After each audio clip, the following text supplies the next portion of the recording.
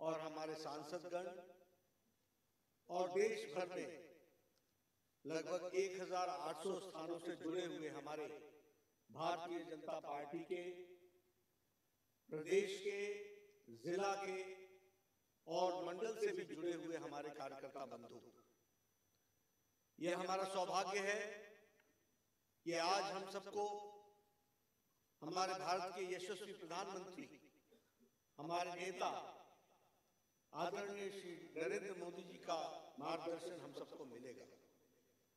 मैं अपनी ओर से, आप सबकी ओर से और जो लाखों कार्यकर्ता विभिन्न स्थानों से जुड़े हुए हैं, उन सब की ओर से आदरणीय प्रधानमंत्री जी का हार्दिक अभिनंदन करता हूं, स्वागत करता हूं।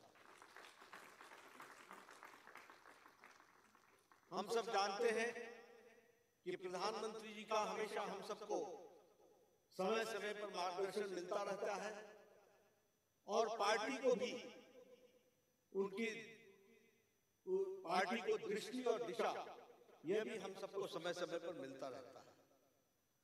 अमृतकाल आने वाले 25 वर्ष में आर्थिक दृष्टि से भारत की नींव रखने का ये जो संकल्प है, इस संकल्प को आदरणीय प्रधानमंत्री जी की ने जो सोच रखी और उसको एक अमली जामा पहनाकर कार्य रूप देने का जो प्रयास किया है, वह सच में देश को एक नई छलांग के साथ विकास की ओर ले जाएगा, यह हम सब लोग जानते हैं। आत्मनिर्भर अर्थव्यवस्था, इस पर हम सबको आज उनका मार्गदर्शन मिलने वाला है। और वैसे भी प्रधानमंत्री जी का और उनकी रुचि पार्टी के प्रति हम सब लोग जानते हैं हमेशा रही है। उन्होंने हमेशा पार्टी को दिशा देने में, मार्गदर्शन करने में उनका हमको हमेशा सहयोग मिलता रहा है।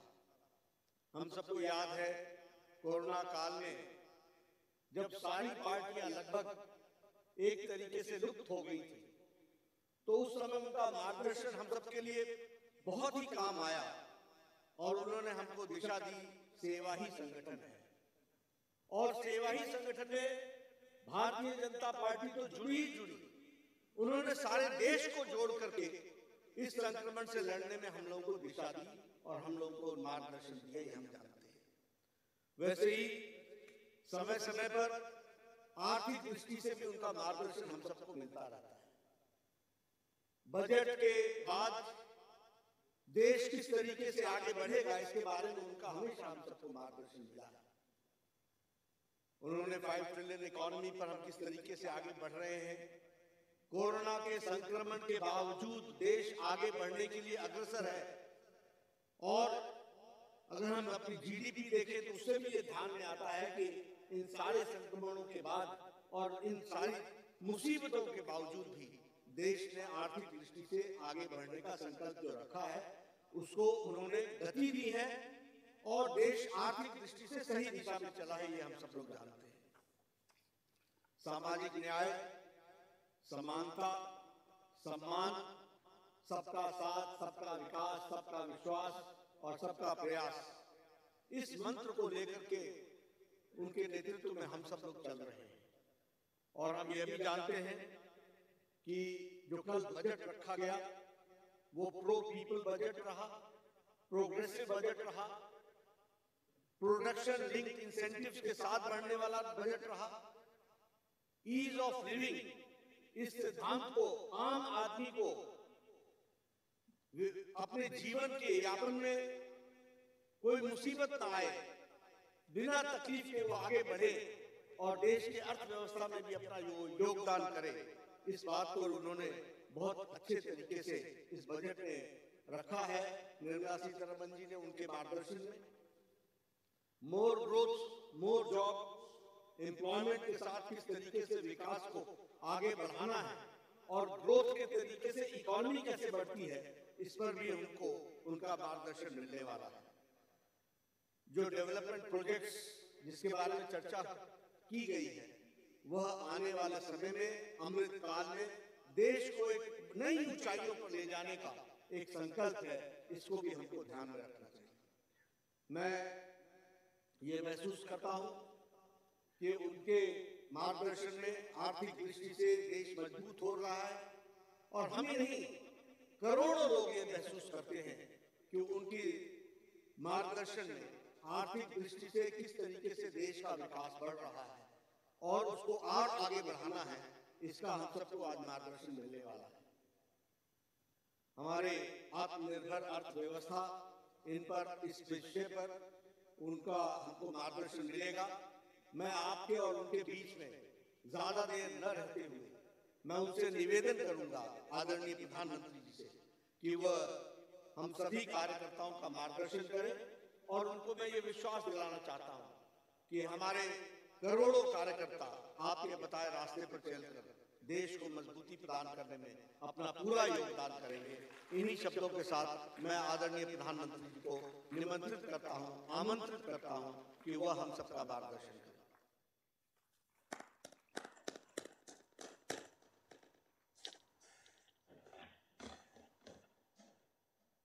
धन्यवाद आदरणीय अध्यक्ष जी। नमस्कार।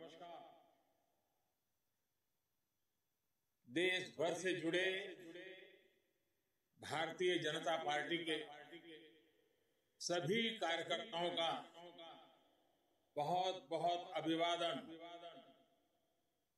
मैं सबसे पहले तो हमारी पार्टी के राष्ट्रीय अध्यक्ष श्रीमान नड्डा जी का बहुत आभार व्यक्त करता हूं कि आज उन्होंने इस कार्यक्रम की रचना की और मुझे भी खास करके बजट के पीछे हमारी सोच क्या है वो पार्टी के कार्यकर्ताओं के सामने प्रस्तुत करने का अवसर दिया।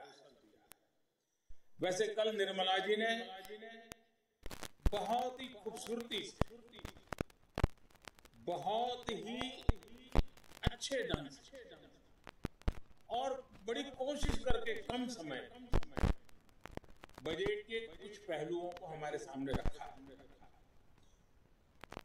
बजट स्पीच में पूरा बजट तो संभव नहीं होता क्योंकि बजट अपने आप में एक बहुत बड़ा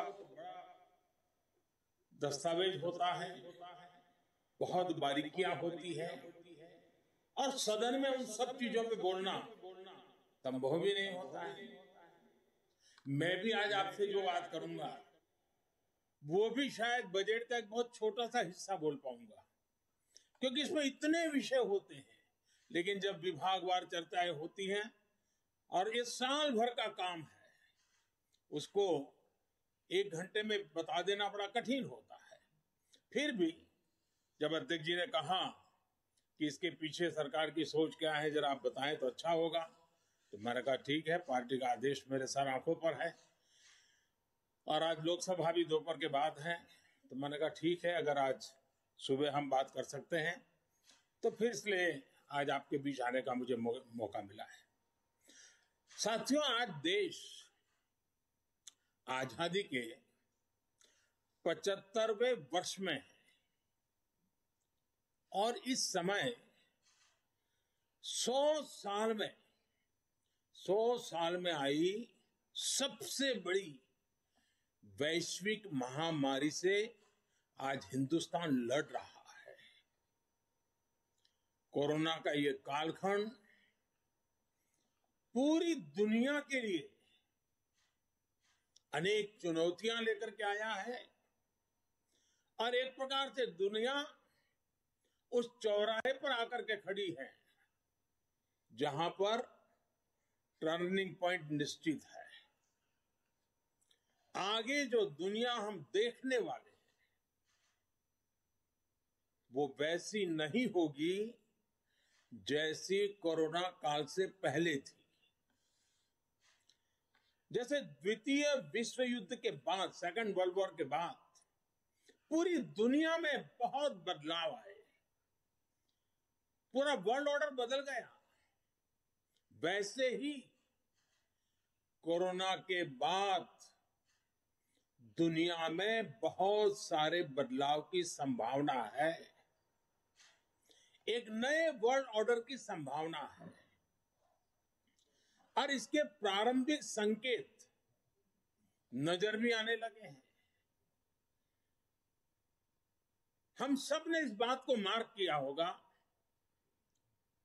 अनेक कोने से सुना होगा, बहुत सी चीजें पढ़ी होगी, और आप भी दुनिया में कहीं जाते होंगे, मिलते होंगे तो आप भी अनुभव करते होंगे, आज भारत की तरफ देखने के विश्व के नजरिए में बहुत बड़ा बदलाव आ रहा है।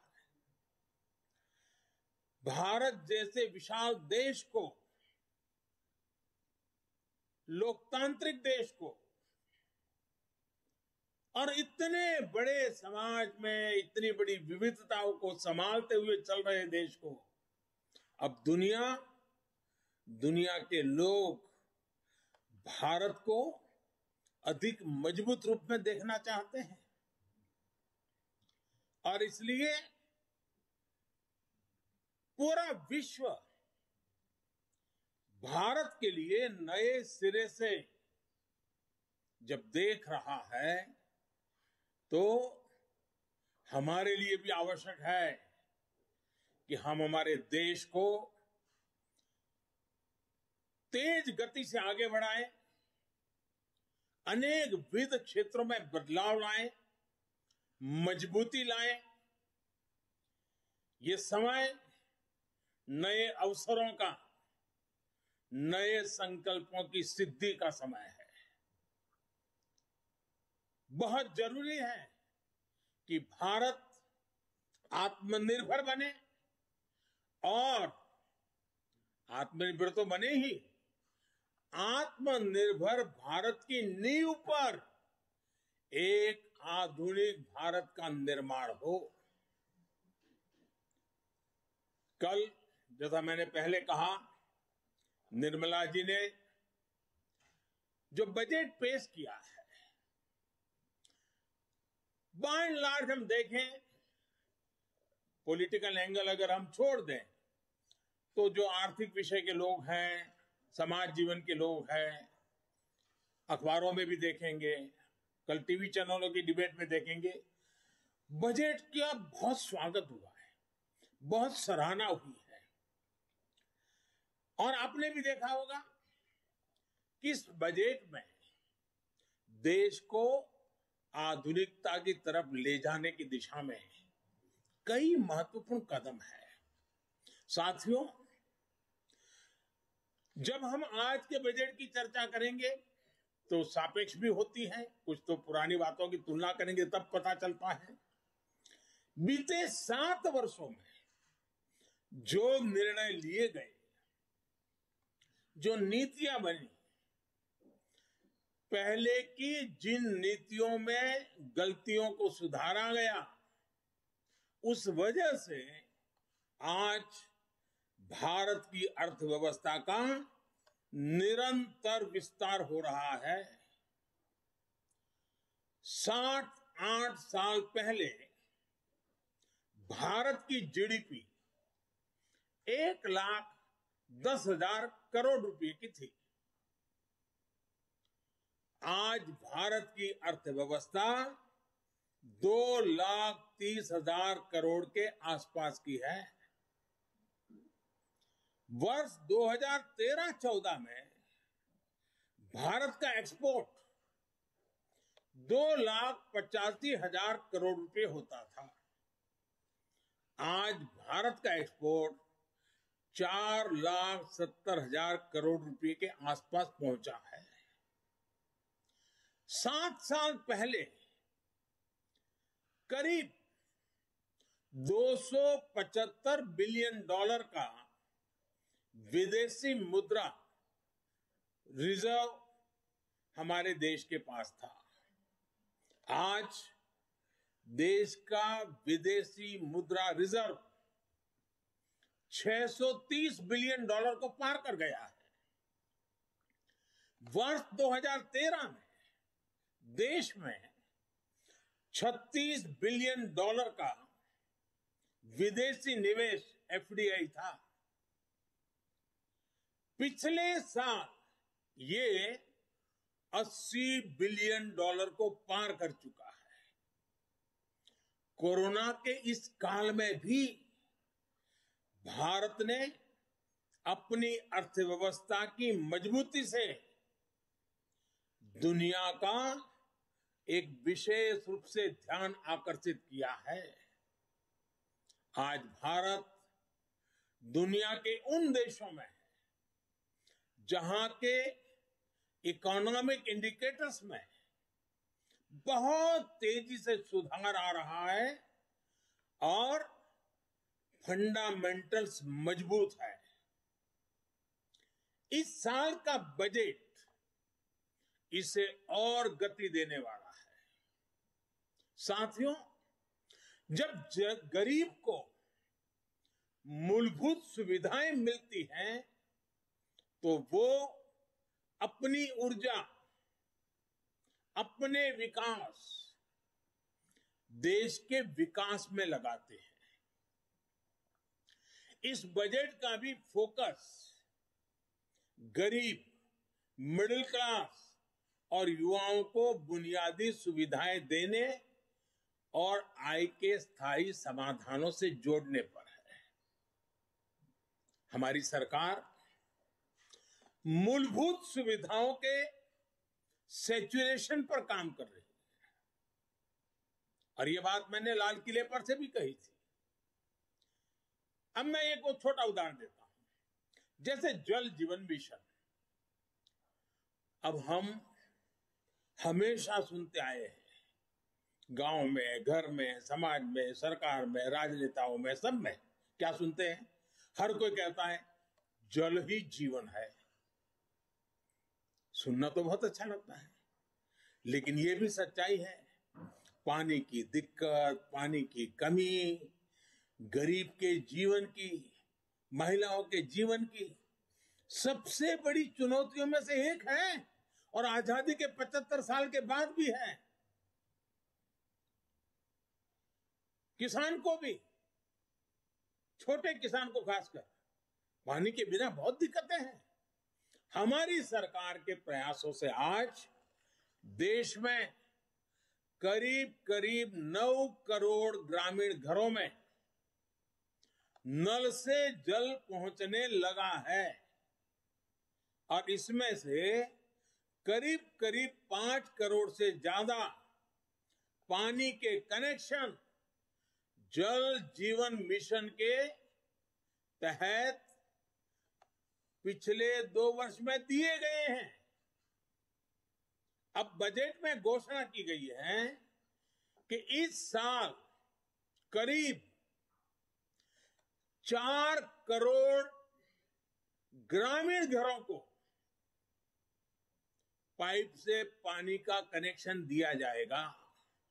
और जब ग्रामीण घर की बात आती है तो उसमें अधिकतम समाज किसानी से जुड़ा हुआ होता है, खेत के काम से जुड़ा हुआ होता है।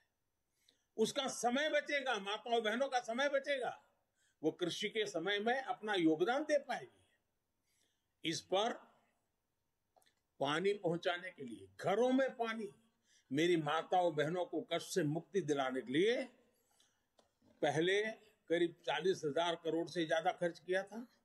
अभी 60,000 करोड़ रुपए से ज्यादा खर्च किए जाएंगे। कभी हमारे देश में हमारी माताओं बहनों को, गांव को पानी के लिए 1 लाख करोड़ रुपया खर्च करके आगे बढ़ना ये छोटे निर्णय नहीं है। देश के अलग अलग हिस्सों में नदियों को लिंक करने के अनेक प्रस्ताव इस बजट में हैं।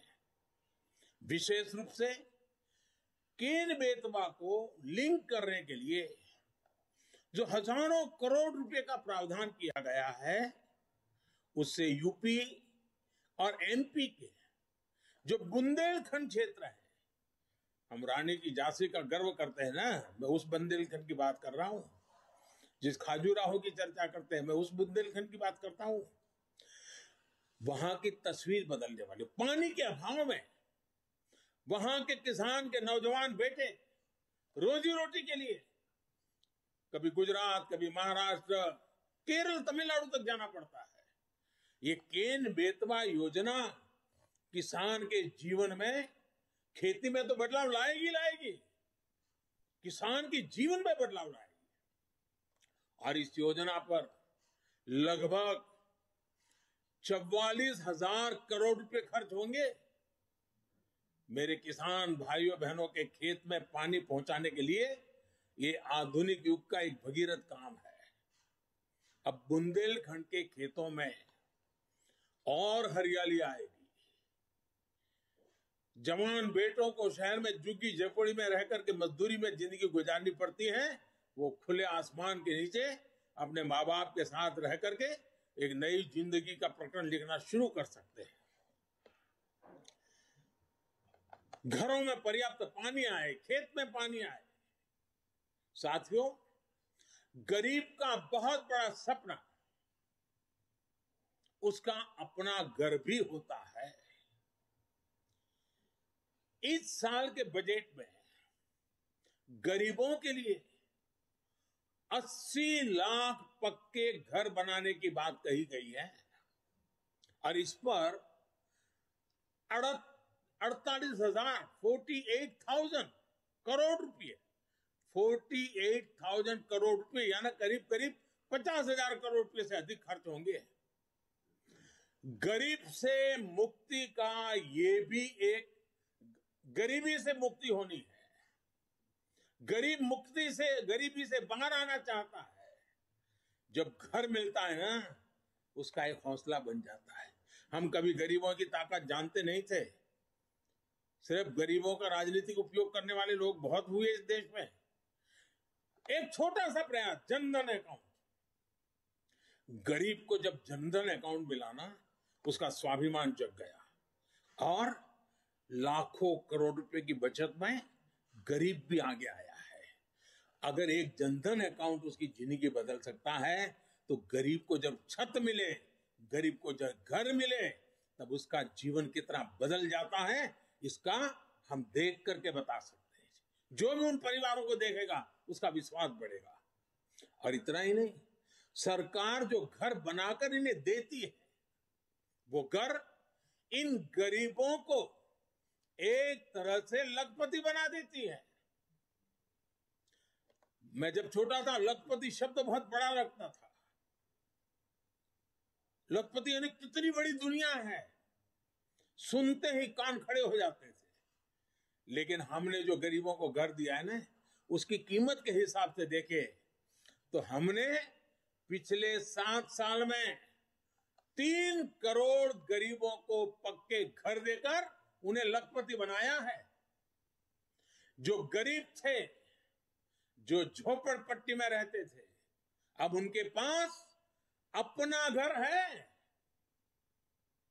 पहले के मुकाबले हमारी सरकार ने इन घरों के लिए राशि भी बढ़ाई है और समय की ध्यान को रखते हुए घरों की साइज भी बढ़ाई है, ताकि बच्चों की पढ़ाई न छूट जाए, बच्चों के लिए पढ़ाई के लिए जगह मिल जाए। बड़ी बात यह भी है कि इसमें से ज्यादातर घर महिलाओं के नाम पर भी है। यानी हमने महिलाओं को घर की मालकिन भी बनाया है। साथियों, हम सामाजिक न्याय के लिए तो हमेशा काम करते हैं और इसे अपना दायित्व समझते हैं। जैसे समाज की भलाई के लिए सामाजिक न्याय बहुत जरूरी है, वैसे ही देश की भलाई के लिए भी देश का संतुलित विकास भी जरूरी है। भारत जैसे देश में कोई क्षेत्र पिछड़ा रहे, कोई इलाका अविकसित रह जाए, ये ठीक नहीं है।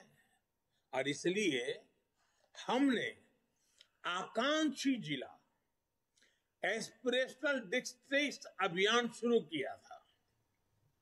इन जिलों में गरीब की शिक्षा के लिए, गरीब के स्वास्थ्य के लिए, गांव की सड़कों के लिए, बिजली पानी के लिए जो काम हुए, उसकी प्रशंसा संयुक्त राष्ट्र ने भी की है। अब इस बजट में घोषणा की गई है कि आकांक्षी जिलों में राज्यों के साथ मिलकर आकांक्षी ब्लॉक प्रोग्राम चलाया जाएगा, यानी उसे और नीचे ले जाया जाएगा, यानी विकास का लाभ आखिरी छोर तक पहुंचाने का एक वैज्ञानिक तरीका है और धन का सदुपयोग करने का, संसाधनों का ऑप्टिमम यूटिलाइजेशन करने का और फोकस एक्टिविटी करने का एक रास्ता है।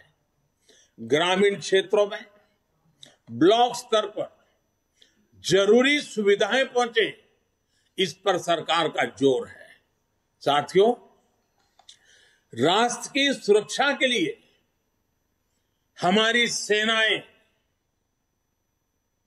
एयरफोर्स हो, नेवी हो, आर्मी हो, हमारे जवान दिन रात डटे रहते हैं, जान की बाजी लगा देते हैं। लेकिन यह भी सच्चाई है कि हमारे सेना के जवान जो सीमा पर तैनात है, हमारे सुरक्षा बल के जवान जो सीमा पर तैनात है, उनको वो सीमावर्ती जो गांव है ना, वो भी एक प्रकार से किले का काम करते हैं और उन सीमावर्ती गांवों का देशभक्ति का जज्बा भी अद्भुत होता है। अभावों के बीच, संकटों के बीच, मुसीबतों के बीच सीमा पर रहने वाले छोटे गांव के लोग दिन रात देश की रक्षा के लिए सजग रहते हैं। अब समय आ गया है कि हमें हमारी राष्ट्र रक्षा की जो नीतियां हैं, उसमें सीमावर्ती गांवों के नागरिकों की शक्ति को पहचानना होगा, उनके अहम रोल को जानना होगा। और इसलिए हमने ध्यान आकर्षित किया है कि सीमावर्ती जो हमारे आखिरी गांव है हिंदुस्तान के कोने कोने में, उन गांवों को विकास की यात्रा में पीछे नहीं रहने देना है। इस वजह से हम वर्षों से सीमावर्ती गांवों से पलायन होते भी देख रहे हैं। किसी भी देश की रक्षा के लिए यह पहलू ठीक नहीं है। इस बात को समझते हुए सीमा पर मौजूद गांवों के विकास के बारे में नए सिरे से सोचा गया है। एक होलिस्टिक अप्रोच के साथ हम आगे बढ़ना चाहते हैं। ऐसे गांवों में हर प्रकार की सुविधा हो, बिजली हो, पानी हो, सड़क का इंतजाम हो। इसके लिए बजट में विशेष वाइब्रेंट विलेज प्रोग्राम का ऐलान किया गया है। हमारे अनेकों सीमावर्ती गांव टूरिस्ट स्पॉट बन सकते हैं। वहां हम अच्छे प्रकार से होम स्टे का एक पूरा नेटवर्क खड़ा कर सकते हैं, जो हमारे लोगों को रोजी रोटी मिले। प्रकृति प्रेमियों के लिए भी ये हमारे सीमावर्ती क्षेत्र हैं, वो आकर्षण का केंद्र बन सकते हैं। और मैंने तो गुजरात में कच्छ में रणोत्सव करके देखा है कि अगर उन आखिरी गांवों को हम वाइब्रेंट बना दें तो सुरक्षा की दृष्टि से भी बहुत लाभ होता है। अब हमारा उत्तराखंड देखिए, उसकी सीमा ऊपर के गांव, हमारा लेह लद्दाख देखिए, हमारा अरुणाचल देखिए। ये वाइब्रेंट विलेज प्रोग्राम इन सभी गांवों को बहुत मदद करेगा। इसके साथ साथ होलिस्टिक अप्रोच होने के कारण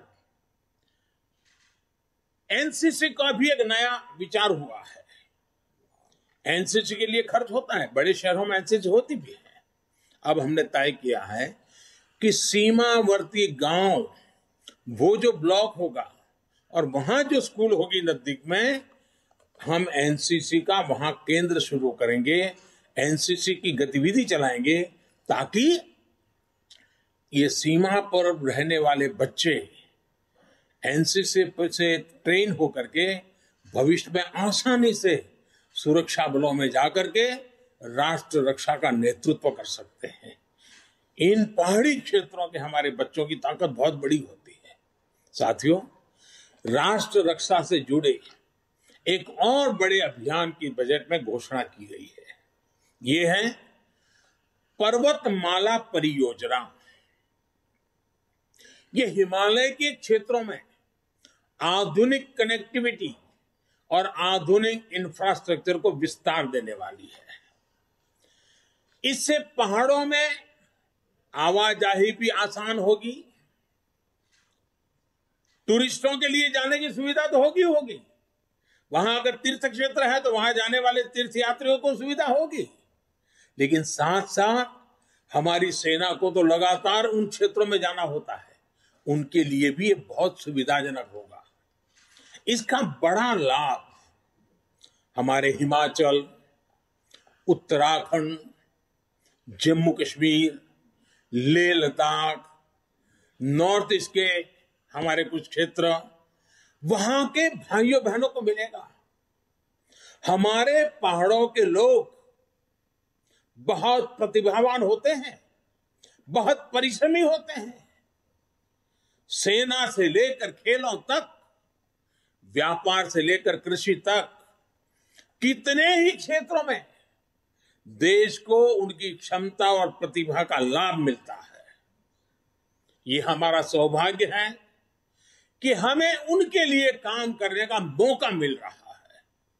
वर्तमान से हम जब पर्वतमाला से पहाड़ी क्षेत्रों में पर्यटन को बढ़ावा मिलेगा और साथ ही पर्यावरण की भी सुरक्षा बढ़ेगी। नॉर्थ ईस्ट को लेकर भी पीएम डिवाइन नाम से एक बड़ी योजना की घोषणा बजट में की गई है। साथियों, आज समय की मांग है कि भारत की कृषि भी आधुनिक बने, नए तौर तरीके अपनाएं, किसान पर बोझ कम हो। देश की कृषि को टेक्नोलॉजी आधारित और केमिकल फ्री बनाने के लिए बड़े कदम इस बजट में उठाए गए हैं। बीते बजट में हमने किसान रेल और किसान उड़ान की सुविधा सुनिश्चित की। अब किसान ड्रोन किसान का नया साथी बनने वाला है। इसके लिए एफपीओ के माध्यम से किसानों को खेत में ही उचित किराए पर ड्रोन और दूसरी मशीनरी उपलब्ध कराई जाएगी। ड्रोन टेक्नोलॉजी से किसान को तो मदद मिलेगी ही, उत्पादन का रियल टाइम डेटा भी प्राप्त होगा। इससे जुड़े स्टार्टअप्स को फंड करने के लिए नाबार्ड के माध्यम से एक विशेष फंड की मदद भी दी जाएगी। साथियों, कृषि को हाईटेक करने के साथ साथ देश की कृषि को नेचुरल बनाने पर भी अभूतपूर्व फोकस है। दोनों पहलू पर हम बल दे रहे हैं। आधुनिक हो, टेक्नोलॉजी हो, खर्च में बचत हो, साथ साथ बैक टू बेसिक, हमारी ये धरती माता बर्बाद न हो, हमारी धरती माता की उपजाऊ शक्ति खत्म न हो, और इसलिए केमिकल मुक्त खेती, प्राकृतिक खेती।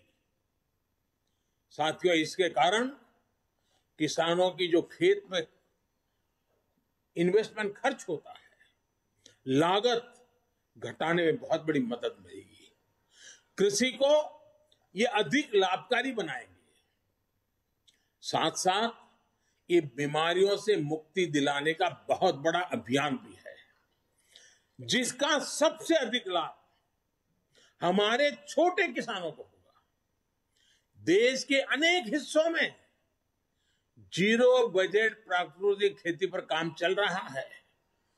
छोटा किसान, और हमें ये देखना होगा, जब हम किसान की बात करते हैं तब हमारी प्राथमिकता छोटा किसान ही रहनी चाहिए। 80-85% हमारे छोटे किसान हैं, अगर एक बार हमारा छोटा किसान मजबूत बनता है, ताकतवर बनता है, देश की ग्रामीण जीवन बदल जाता है। और इसलिए हमने इस पर बहुत ध्यान केंद्रित किया है। हमने देखा है देश में कौन सी बातें हम सुनते आए हैं। गरीबी हटाने की बातें तो हुई, लेकिन होता क्या था, और वो गलत होता था, मैं नहीं कहता। कहीं इंडस्ट्रियल कॉरिडोर बनते थे, कहीं इकोनॉमिक कॉरिडोर बनते हैं। हमने भी आकर देश में 2 डिफेंस कॉरिडोर बनाए हैं, लेकिन अब हम देश में पहली बार एक और कॉरिडोर बना रहे हैं, जो इस बजट में घोषणा की गई है। प्राकृतिक खेती का कॉरिडोर, नेचुरल फार्मिंग का कॉरिडोर बनाने की दिशा में बढ़ रहे हैं। नेचुरल फार्मिंग का कॉरिडोर लगभग 2500 किलोमीटर लंबा होगा, करीब 10 किलोमीटर चौड़ा होगा, और पहले चरण में उत्तराखंड, उत्तर प्रदेश, बिहार, झारखंड और पश्चिम बंगाल में मां गंगा के किनारे 5-5 किलोमीटर चौड़ा, दोनों तरफ 5-5 किलोमीटर नेचुरल फार्मिंग का एक कॉरिडोर तैयार किया जाएगा। पूरी इकोसिस्टम बनेगी, उसकी प्रोडक्ट की वैश्विक वैल्यू बढ़ने वाली है। खेती के जीवन को बदलाव लाने का ये एपिक सेंटर बन जाएगा। ये कॉरिडोर पूरे हिंदुस्तान के किसानों के लिए प्रेरणा का कारण बनने वाला है। और इन सारे कारणों से जो हमारा गंगा स्वच्छता अभियान चल रहा है, उसमें एक बड़ी मदद मिलेगी, क्योंकि खेत में जो केमिकल उपयोग होता है, जब बारिश आती है तो केमिकल का काफी हिस्सा बहकर के पानी में जाता है, नदी में जाता है। 5-5 किलोमीटर प्राकृतिक खेती जब होगी, केमिकल फ्री खेती होगी, ऑर्गेनिक उत्पाद होंगे, तो वो जो केमिकल का प्रवाह गंगा जी में आता था वो भी बंद होगा, मां गंगा भी शुद्ध होगी। एक प्रकार से मां गंगा जी का बजट का कुछ हिस्सा भी किसानों के काम आएगा। और ऑर्गेनिक उत्पाद की आज बाजार में कीमत बहुत बड़ी है, दुनिया में मांग है, और भारत विश्व के कृषि बाजार में बड़ी ताकत के साथ जाने का रास्ता ऑर्गेनिक खेती है। साथियों, सरकार द्वारा मोटे अनाज, मिलेट्स को प्रोत्साहन दिया जा रहा है। और हमें न भूलें कि हमारा जो छोटा किसान है, उसमें से अधिकतम किसान हमारे, या हमारे जो आदिवासी भाई बहन जो किसान है, या हमारे गांव में किसी दलित के पास अगर जमीन है, वो छोटा किसान है, वो मोटा अनाज ही उनको पैदा किए बिना कोई चारा नहीं होता, क्योंकि बाकी कुछ सुविधाएं नहीं होती। दलित और आदिवासी किसान साथी अगर एग्रो फॉरेस्ट्री और प्राइवेट फॉरेस्ट्री अपनाना चाहते हैं, तो उनके लिए भी विशेष मदद का प्रोविजन किया गया है। साथियों, अनाज के साथ साथ हम देखिए कृषि प्रधान देश है। जय जवान जय किसान इस मंत्र ने हमें ताकत दी है, लेकिन ये भी सच्चाई है कि आज हमारा देश 80,000 लाख करोड़ रुपए का तेल, खाने का तेल बाहर से लाना पड़ रहा है, क्योंकि हमारी आदतें बदलना दी है। पुरानी सरकारों ने ऐसे निर्णय किए कि हम आयाती तेल पर निर्भर हो गए। उसी प्रकार से पल्सीज, हमारे यहां जो वेजिटेरियन सोसाइटी है, उसको प्रोटीन के लिए, कुपोषण के लिए लड़ाई लड़ने में हमारे लिए पल्सीज की बहुत, दाल है, मूंग है, उड़द है, चना है, इसकी बहुत जरूरत होती है। अब हमारे लिए आवश्यक है कि हम खाने के तेल में आत्मनिर्भर कैसे बने, हम दाल, पल्सीज में आत्मनिर्भर कैसे बने। और इसलिए खाने के तेल में आत्मनिर्भरता के लिए एक राष्ट्रीय मिशन अभी अभी देश में प्रारंभ किया गया है। और हर साल जो लाखों करोड़ रुपए हम खाद्य तेल खरीदने के लिए विदेश भेजते हैं, वो पैसे मेरे देश के किसानों के व्यय जाए, जो खेती में पसीना बहाने वाला हमारा किसान है उसके नसीब में आए, उसलिए हम योजनाओं पर बल दे रहे हैं। अन्नदाता को ऊर्जादाता बनाने का भी एक बहुत बड़ा अभियान निरंतर चल रहा है, जिसके माध्यम से खेत में ही सोलार पैनल लगाने के लिए मदद दी जा रही है। आदिवासी किसानों को भी वनोपज से अधिक लाभ हो, इसके लिए बड़े स्तर पर वन धन योजना सफलता के साथ चल रही है और बजट से उसको बल भी दिया जा रहा है। साथियों, सरकार ने हमेशा किसानों के हित में हर जरूरी कदम उठाए। अब आप देखिए, बजट में रिन्यूएबल एनर्जी का खर्चा पड़ेगा, लेकिन उसमें एक महत्वपूर्ण खर्चा है किसानों के लिए सोलर पंप। अगर सोलर पंप हम सबसे ज्यादा किसानों के पहुंचाएंगे, सूर्य शक्ति से चलने वाला पंप, किसानों को रात को जागना नहीं पड़ेगा, दिन में ही अपने खेती कर लेगा, पानी पहुंचा देगा, शाम को परिवार के साथ अपना समय बिता पाएगा और उसका खर्च भी कम हो जाएगा। इसके लिए भी सोलर पंप का बहुत बड़ा बजट हमारे किसानों तक हम पहुंचा रहे हैं। साथियों, पिछले बजट में फर्टिलाइजर की सब्सिडी 80,000 करोड़ रुपए से भी कम रखी गई थी, 79,000 करोड़। लेकिन कोरोना के कारण अंतर्राष्ट्रीय कीमतों में सप्लाई चेन में गड़बड़ होने के कारण बहुत बड़ा उछाल आया। अब जहां हम करीब 80,000 करोड़ का प्रावधान किया था, हमें 60,000 करोड़ और लगाने पड़े। करीब करीब 1,40,000 करोड़ रुपया फर्टिलाइजर के लिए, जो पहले कभी नहीं करना पड़ा था। इसलिए क्योंकि फर्टिलाइजर का दाम बढ़ा है, लेकिन वो किसान पर बोझ न बने, इसलिए सरकार ने उसको झेला ताकि किसानों की लागत न बढ़े, उन पर अतिरिक्त बोझ न आए। और इस बार इस सब्सिडी को 79,000 से बढ़ा करके 1,05,000 करोड़ रुपए किया गया है, ताकि मेरे किसान भाइयों बहनों को फर्टिलाइजर के लिए संकट का सामना न करना पड़े। और आने वाले कुछ दिनों में हम एक नई योजना लेकर के आ रहे हैं, नैनो फर्टिलाइजर। किसानों की बहुत बड़ी मदद करने वाला एक बहुत बड़ा अहम, हमारे वैज्ञानिकों की मदद से हमने अनुसंधान किया है, जो इस बजट में भी इसका सीधा उल्लेख नहीं किया है, लेकिन उस दिशा में हम काम करने वाले हैं। इसी प्रकार एमएसपी को लेकर भी अनेक प्रकार की बातें फैलाई गई है, लेकिन हमारी सरकार ने बीते सालों में एमएसपी पर रिकॉर्ड खरीद की है। सिर्फ धान की ही बात करें, धान की, जो सीधे सीधे छोटे किसान की जिंदगी से जुड़ा हुआ है, और छोटे किसान की खेती जेब के लिए नहीं, जीवन के लिए होती है। सिर्फ धान को ही अगर बात करें तो इसी सीजन में किसानों को एमएसपी के रूप में 1.5 लाख करोड़ रुपए से अधिक मिलने का अनुमान है। बजट में प्रावधान किया गया है कि 2,37,000 करोड़ रुपए का एमएसपी किसानों के बैंक खाते में सीधे ट्रांसफर किया जाएगा। इस साल के बजट में पीएम किसान सम्मान निधि के तहत 68,000 करोड़ रुपए का प्रावधान किया। 68,000 करोड़ रुपया सीधे डायरेक्ट बेनिफिट ट्रांसफर के द्वारा किसान के जेब में पहुंचने वाला है।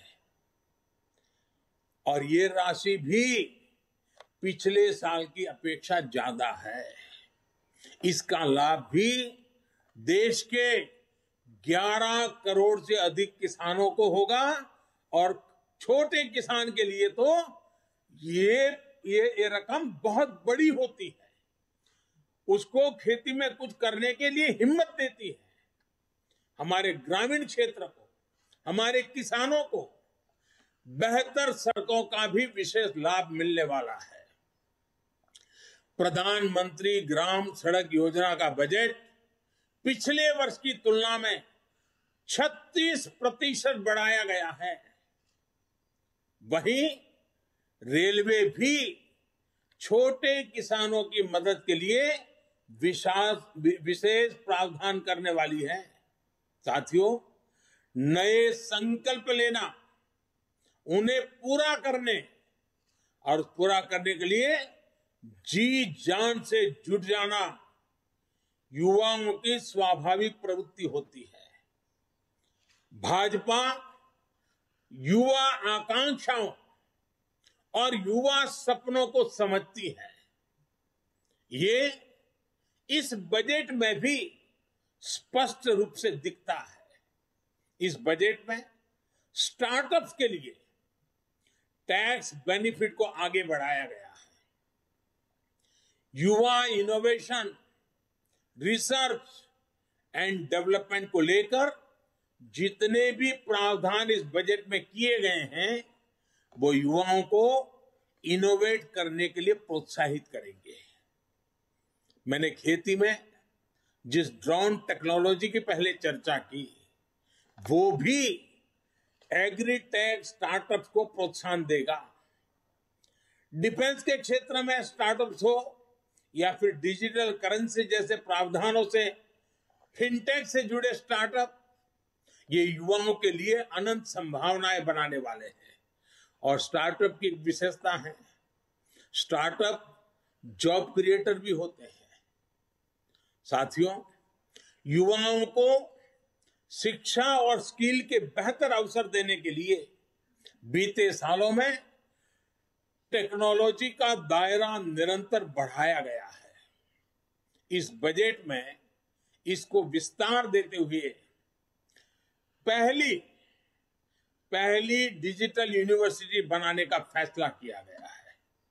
इससे गरीब के गरीब बच्चों को भी अपनी रोजी रोटी कमाते हुए भी अगर इस यूनिवर्सिटी से कोई छोटे मोटे कोर्सेज करने हैं तो वो आराम से कर लेगा और उसको क्वालिटी एजुकेशन उपलब्ध होगा।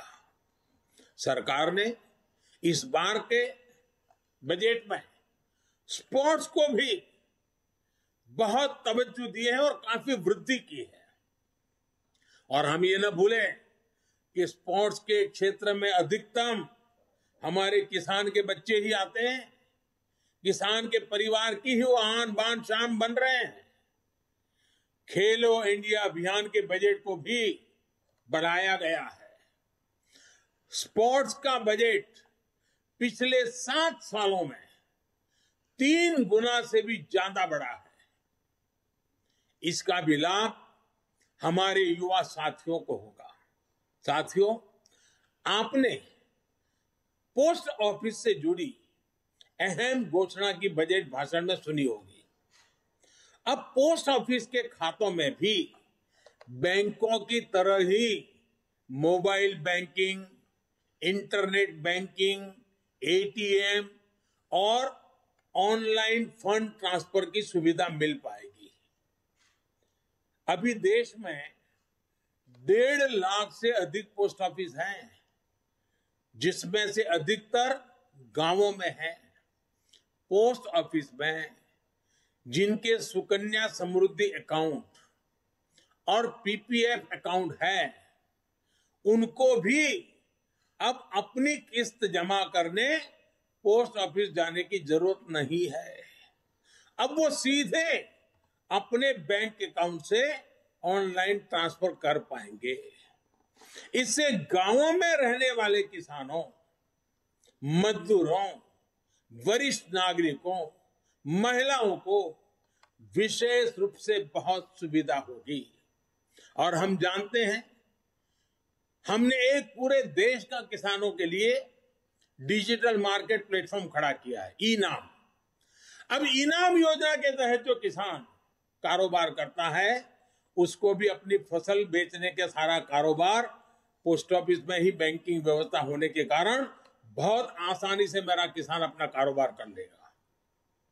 साथियों, आज सस्ता और तेज इंटरनेट भारत की पहचान बन चुका है।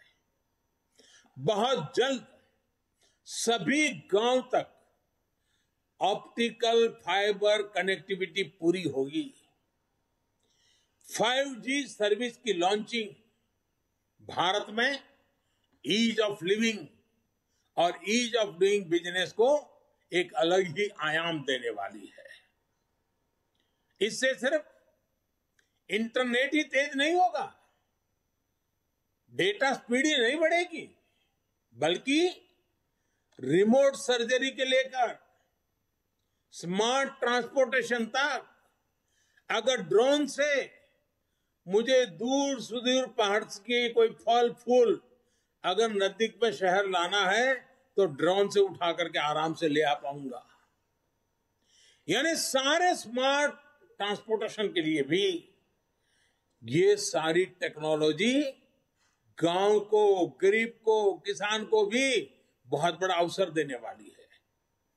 5G सर्विसेज देश में रोजगार के नए सेक्टर्स का सृजन करेगी, युवाओं को आकर्षक अवसर प्रदान करेगी, स्टार्टअप्स को प्रोत्साहन करेगी। साथियों, आज देश में एनिमेशन, विजुअल इफेक्ट्स, गेमिंग और कॉमिक AVGC इस सेक्टर की भी तेजी से विकास हो रहा है। भारत मोबाइल गेमिंग को लेकर दुनिया के टॉप 5 मार्केट में से एक है। आकलन है कि आने वाले 2 सालों में यह सेक्टर 3 लाख करोड़ रुपए का हो जाएगा। अब मुझे बताइए, ये गेमिंग हम बच्चों को रोक नहीं पाएंगे। परिवार में बच्चा मोबाइल फोन पर गेम खेल रहा है, नहीं रोक पाएंगे। लेकिन क्या हमारे बच्चे विदेशों से खर्च करके आई हुई गेम से खेलेंगे कि हिंदुस्तान भी कुछ करेगा? और इसलिए हमारे देश की प्रतिभा को मौका मिले, इनोवेट करने का अवसर मिले। इस सेक्टर में क्रिएट इन इंडिया और ब्रांड इंडिया को सशक्त करने का भरपूर पोटेंशियल है। भारत को ग्लोबल गेम डेवलपर्स और गेमिंग सर्विस का हब बनाने के लिए इस बजट में एक टास्क फोर्स के गठन की बात की गई है। साथियों, आज के अखबारों में सेंट्रल बैंक डिजिटल करेंसी की भी काफी चर्चा है। इससे डिजिटल इकोनॉमी को बहुत बल मिलेगा। ये डिजिटल रुपया अभी जो हमारी फिजिकल करेंसी है उसी की तरह डिजिटल स्वरूप लेकर के RBI द्वारा ही उसको पूरी तरह कंट्रोल किया जाएगा, मॉनिटर किया जाएगा, उसका विस्तार किया जाएगा। और ये ऐसी व्यवस्था होगी जिससे फिजिकल करेंसी से एक्सचेंज भी किया जा सकेगा। जैसे कोई आपको डिजिटल रुपये में पे करेगा तो आप उसको कैश में बदल पाएंगे। Digital payment, online payment, retail payment ज्यादा सुरक्षित होगा, रिस्क फ्री होगा। इससे ग्लोबल डिजिटल पेमेंट सिस्टम के निर्माण में भी आसानी होगी। ये डिजिटल रुपया फिनटेक से जुड़े सेक्टर को अनेक अवसर देगा। इससे कैश को प्रिंट करने, हैंडल करने, डिस्ट्रीब्यूट करने में जो बोझ पड़ता है वो भी कम होगा। साथियों, भारतीय अर्थव्यवस्था का सबसे पुराना, मजबूत और भरोसेमंद स्तंभ है हमारे छोटे उद्यमी और व्यापारी, हमारे स्मॉल एंटरप्रेन्योर। हमारी सरकार MSMEs को मजबूत बनाने के लिए निरंतर प्रयास कर रही है। कोरोना काल में हमने छोटे उद्यमियों को ध्यान में रखते हुए इमरजेंसी क्रेडिट गारंटी स्कीम शुरू की थी। एसबीआई के अध्ययन में ये बात सामने आई है कि इस योजना से एमएसएमई सेक्टर में लगभग 1.5 करोड़ नौकरियां सुरक्षित हुई हैं और करीब 6 करोड़ लोगों की जीविका सुरक्षित हुई है। इसी तरह पीएलआई स्कीम का उदाहरण भी हमारे सामने है। इसके परिणाम भी देश देख रहा है। भारत आज मोबाइल मैन्युफैक्चरिंग के क्षेत्र में दुनिया का उभरता हुआ केंद्र बन रहा है। ऑटोमोबाइल और बैटरी के क्षेत्र में भी पीएलआई स्कीम के इसी तरह उत्साहवर्धक परिणाम मिल रहे हैं। जब देश में इतने बड़े स्तर पर मैन्युफैक्चरिंग होगी तो एमएसएमई का एक नया इकोसिस्टम खड़ा होगा। एमएसएमई को कई क्षेत्रों में नए ऑर्डर्स मिलेंगे, नए अवसर पैदा होंगे। मैं एक छोटा सा उदाहरण देता हूं आपको, सिर्फ रक्षा मंत्रालय का। देखिए, रक्षा मंत्रालय आज उत्तर प्रदेश में और तमिलनाडु में डिफेंस कॉरिडोर विकसित कर रहा है। इस बजट में हमने 68%, 68% कैपिटल प्रोक्योरमेंट, जो कुछ भी खरीदी करनी है घरेलू खरीद के लिए निर्धारित किया है। इस बजट में से यहीं से लेना पड़ेगा। हर साल हजारों करोड़ रुपए के रक्षा उपकरण देश के भीतर से ही खरीदे जाएंगे। मैं वोकल फॉर लोकल जो बात करता हूं ना, वो यहां भी ले आए हैं हम। इससे हमारी हजारों एमएसएमईज को ही सबसे ज्यादा फायदा होगा। साथियों, इस बार बजट में एक बात जो सबसे खास और सबसे अलग है वो है पब्लिक इन्वेस्टमेंट।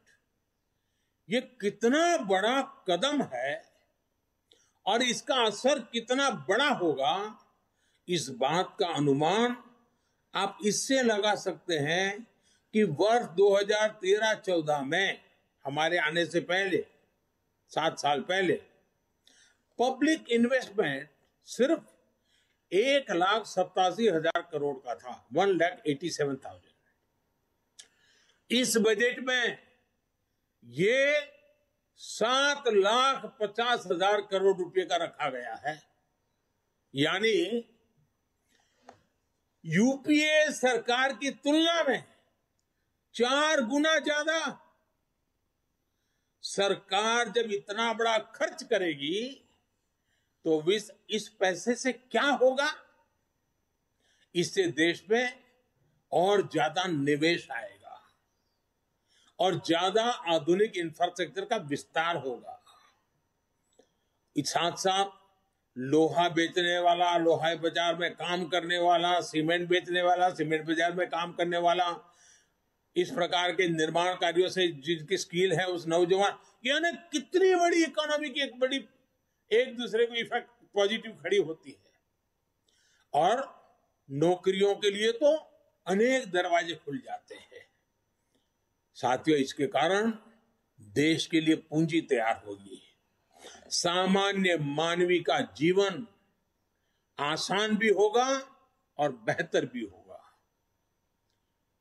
ये सब कैसे होगा, ये समझने के लिए आप अपनी सरकार के 7 साल के काम को समझिए। 2014 में देश में 90,000 किलोमीटर नेशनल हाईवे थे। ये 90,000 किलोमीटर हाईवे पिछले 70 साल में बने थे, जबकि हमने पिछले 7 सालों में ही 50,000 किलोमीटर नेशनल हाईवे बनाए हैं। पीएम गति शक्ति मास्टर प्लान के तहत देश में हजारों किलोमीटर के नए हाईवे और बनाएंगे। इससे न केवल शहरों से लेकर गांवों और कस्बों तक बेहतर कनेक्टिविटी होगी, बल्कि इससे देश के हर कोने में इंडस्ट्री भी पहुंचेगी।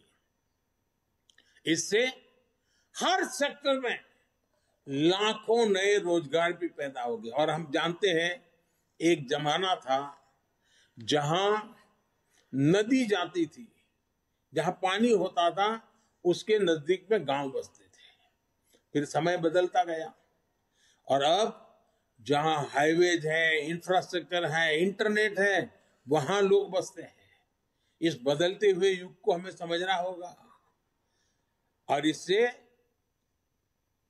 ये जो रचना हो रही है वो लॉजिस्टिक सपोर्ट के लिए बहुत बड़ी ताकत हो जाती है। आज अगर हमारे देश में कोई उत्पाद विदेश भेजनी है, मानो फल सब्जी हमारा किसान भेजना चाहता है, लेकिन अगर 6 दिन तक वो ट्रैवलिंग करता रहेगा तो कौन खरीदेगा? ये रोड रास्ते अच्छे बनेंगे तो किसान की पैदावार भी बहुत ही कम समय में अपने गंतव्य स्थान पर पहुंचाएगी और उसके कारण उसको जो आर्थिक नुकसान होता है वो भी बच जाएगा। इतना ही नहीं, इन सब कारणों के गति शक्ति के प्रोजेक्ट के कारण रियल एस्टेट सेक्टर में भी बहुत बड़ी गति मिलने वाला है। इसी तरह देश में 4 जगह पर मल्टी मॉडल लॉजिस्टिक पार्क भी बनाए जाएंगे। मल्टी मॉडल लॉजिस्टिक फैसिलिटीज के लिए 100 पीएम गति शक्ति कार्गो टर्मिनल भी विकसित किए जाएंगे। 100 पीएम गति शक्ति कार्गो, सोचिए आप। इससे उद्योगों और व्यापारों के लिए भी किसी भी चीज के लाने जाने में लगने में वाला समय कम होगा और भारत से निर्यात बढ़ाने में मदद मिलेगी। और जब निर्यात बढ़ता है तो उत्पादन और आमदनी बढ़ती है, रोजगार के अवसर बढ़ते हैं। साथियों, एक ऐसा बजट है जो देश में शहरीकरण से जुड़ी चुनौतियों को भी सीधे एड्रेस करता है। ये हमारे शहर ही जहां नियो मिडिल क्लासेस और मिडिल क्लास की बड़ी संख्या में रहता है और देश के विकास में महत्वपूर्ण योगदान देता है। बिजनेस हो, स्पोर्ट्स हो, म्यूजिक हो, स्टार्टअप्स हो, कोई भी क्षेत्र लीजिए, टियर 2 और टियर 3 शहरों का टैलेंट आज निखर कर सामने आ रहा है। बाबा साहब आम्बेडकर भी शहरीकरण के, शहरों में इंफ्रास्ट्रक्चर पर फोकस के बहुत बड़े पक्षधर थे। बीते 7 सालों में देश के शहरों को आधुनिक बनाने पर जो जोर हमने दिया है, उसको इस बजट में नया आयाम दिया गया है। इसमें टाउन प्लानिंग, और जिसकी बहुत बड़ी सराहना हो रही है इन दिनों, टाउन प्लानिंग को री इमेजिन किया गया है और पुराने पड़े अर्बन बायलॉज में सुधार करने के लिए राज्यों को प्रोत्साहित किया जा रहा है। शहरों के प्रदूषण के प्रति भी सरकार की संवेदनशीलता बजट में रिफ्लेक्ट होती है। इसके लिए शहरों में स्वच्छ और सुविधाजनक मास ट्रांजिट सिस्टम को सपोर्ट करने पर बल दिया गया है। Clean tech, special mobility zones और बैटरी स्वैपिंग पॉलिसी भी ग्रीन ट्रांसपोर्ट को गति देगा। नेक्स्ट जनरेशन अर्बन प्लानर्स के लिए, उसके निर्माण के लिए बजट में विशेष प्रावधान किया गया है। बेहतर घर, बेहतर रोड, बेहतर मास ट्रांसपोर्टेशन सिस्टम, बेहतर स्कूल, शहरों में ईज ऑफ लिविंग को बढ़ाएगा। साथियों, ये बजट ना सिर्फ ग्रीन ग्रोथ सुनिश्चित करेगा, बल्कि ये ग्रीन जॉब को भी जनरेट करेगा और एक बहुत बड़ा विशाल क्षेत्र ग्रीन जॉब्स के लिए इंतजार कर रहा है। इसलिए इस बजट को भी कई लोगों ने ग्रीन बजट कहा है। देश में ग्रीन इंफ्रास्ट्रक्चर को फंड करने के लिए सॉवरेन ग्रीन बॉन्ड जारी किए जाएंगे। इसी प्रकार हाई एफिशिएंसी मॉड्यूल्स देश में ही तैयार करने के लिए पीएलआई स्कीम में 20,000 करोड़ रुपए की अतिरिक्त फंडिंग की घोषणा की गई है। थर्मल पावर प्लांट्स में बायोमास पैलेट्स का प्रयोग कार्बन डाइऑक्साइड एमिशन को तो कम करेगा ही, लेकिन इसमें हमारे किसान को, हमारे पशुपालक को अतिरिक्त आय भी होगी और इससे पराली जलाने की घटनाओं में भी कमी आएगी। साथियों, देश के नागरिकों पर भरोसा हमारी सरकार की बहुत बड़ी खूबी है। ये भरोसा हमारी नीतियों में भी साफ दिखता है और बजट में भी साफ दिख रहा है। अब अगर किसी को इनकम टैक्स रिटर्न भरने में कोई गलती हो जाती है, कोई कंप्यूटर एरर हो जाता है, प्रिंटिंग एरर हो जाता है, तो वो 2 साल के भीतर भी सरकार में जाकर के कह सकता है कि मेरी ये गलती हो गई थी, मैं इसको ठीक करना चाहता हूं, तो बिना लाग लपेट के वो ठीक हो जाएगी। इसी तरह पहले अगर आपको अपनी कंपनी बंद करनी होती थी, हमारे देश में कंपनी बंद करने में भी मेहनत होती है, 2-2, 4-4 साल लग जाते थे। हमने तय किया अगर कोई अपना कारोबार बंद करना चाहता है तो वो 2 साल से समय घटाकर के 6 महीने के भीतर भीतर कर दिया गया है। सरमार्ग में जहां जहां भी परमिशन लेनी हो 6 महीने के भीतर कर देनी होगी। इस महामारी के समय भी हमारी सरकार ने छोटे उद्यमियों की लोन की गारंटी खुद ली। यह भी हमारे भरोसे को दिखाता है। हमें भरोसा था भारत के छोटे मोटे हमारे उद्योगकार व्यापारियों पर, और इसलिए सरकार ने गारंटी ली। अब इस बजट में इस योजना को, क्योंकि हमारे व्यापारियों ने, हमारे उद्योगकारों ने सकारात्मक रिस्पांस दिया और इसके कारण उसका सही अनुभव देखते हुए उसको और मजबूत किया गया है और उसको विस्तार भी दिया गया है। इन 7 सालों में हमने 25,000 गैर जरूरी, ये समझने जैसा है, 25,000 गैर जरूरी कंप्लायंसेस को खत्म किया है। यानी आए दिन ये जानकारी लाओ, ये फॉर्म भरो, फलाना नाम लाओ, डिग्री सर्टिफिकेट लाओ, हर बार सरकार लोगों से मांगती रहती थी। 25,000 हमने निकाले हैं और मैंने राज्य सरकारों से भी आग्रह किया है कि वे भी खोजें, बिना कारण जनता को कहां तकलीफ हो रही है, हटाओ इन चीजों को। इतना ही नहीं, भारत की संसद में करीब 1500 गैर जरूरी और पुराने कानूनों को भी खत्म कर दिया गया है। इसी भरोसे की बुनियाद पर सरकार ईज ऑफ डूइंग बिजनेस 2.0 अभियान भी शुरू करने जा रही है। साथियों, हम सभी ने बीते 2 सालों में 100 साल के इस सबसे बड़े संकट का बहुत बहादुरी के साथ सामना किया है। जैसा मैंने शुरू में कहा कि 7-8 साल पहले भारत की जीडीपी जो 110 लाख करोड़ से भी कम थी, वो आज 230 लाख करोड़ के आसपास ले आए हैं। हमारे फंडामेंटल्स मजबूत हैं, दिशा सही है और गति तेज है। एक भारतीय होने के नाते, भाजपा का कार्यकर्ता होने के नाते हमें इस बात का गर्व है कि हमने जनता जनार्दन की सेवा में कोई कोर कसर बाकी नहीं रखी है। देश की जनता हमारे ईमानदार प्रयासों को समझती है। सच्चे हृदय से जिस सेवा भाव में हम जुटे हैं, उसको भी देश समझता है। अब ये हम सभी कार्यकर्ताओं का दायित्व है कि सरकार की योजनाओं के बारे में लोगों को ज्यादा से ज्यादा जागरूक करें, बजट के बारे में भी लोगों को ज्यादा से ज्यादा जागरूक करें और बजट का लाभ नीचे तक पहुंचे, उसमें भी स्थान स्थान पर लोगों को जागरूक करने का प्रयास करें। मुझे जैसे देश की जनता पर भरोसा है, वैसे ही आप सब कार्यकर्ताओं पर भी भरपूर भरोसा है। सालों से आपके साथ कंधे से कंधा मिलाकर काम करके आया हूं,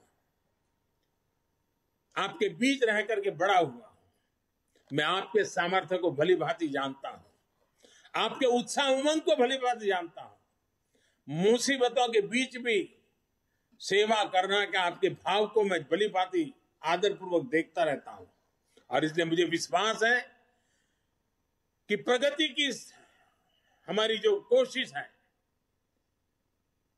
विकास की नई ऊंचाइयों को पाने का जो हमारा प्रयास है, उसमें सबका प्रयास बहुत महत्वपूर्ण है। इस सबके प्रयास के लिए आप एक कैटलिक एजेंट बनकर के इस काम को आगे बढ़ाएंगे, ये पूरे विश्वास के साथ आपको बहुत बहुत शुभकामनाएं, बहुत बहुत धन्यवाद।